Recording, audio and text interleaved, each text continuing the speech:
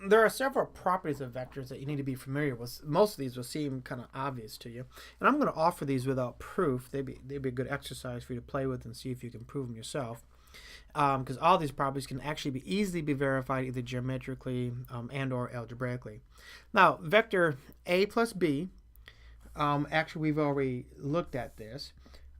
This is the same as vector b plus a. So the order that I add vectors is not relevant.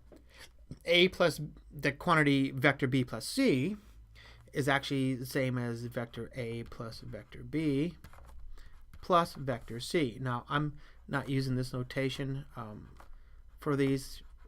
All these are vectors I'm talking about, except for c. C is a scalar. C and d are both scalars. Okay, vector a plus 0. This is actually the 0 vector. It's not a scalar. It's actually a 0 vector. The 0 vector has component 0, 0, 0 in 3 space, or 0, 0 in 2 space. This is actually the same as vector a, obviously, because I'm just adding 0 to it.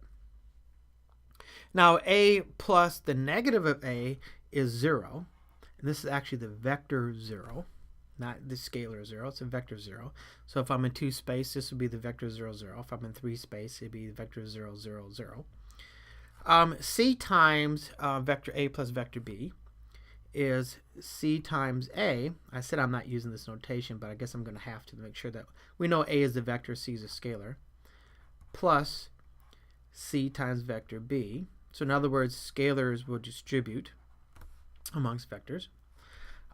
C plus d times the scalar a is going to be the same as c times, the vector a, not scalar a, c times vector a plus d times vector a. And cd times vector a is the same as d times ca, which is actually the same as c times d times vector a. And 1 is actually a scalar here, it's not a vector. 1 times a is simply equal to a. Remember, again, obviously, these are all vectors. So those are some simple properties. Like I said, that most of them probably seem kind of obvious to you. But it's interesting to sit down and actually try to prove those properties are actually legitimate.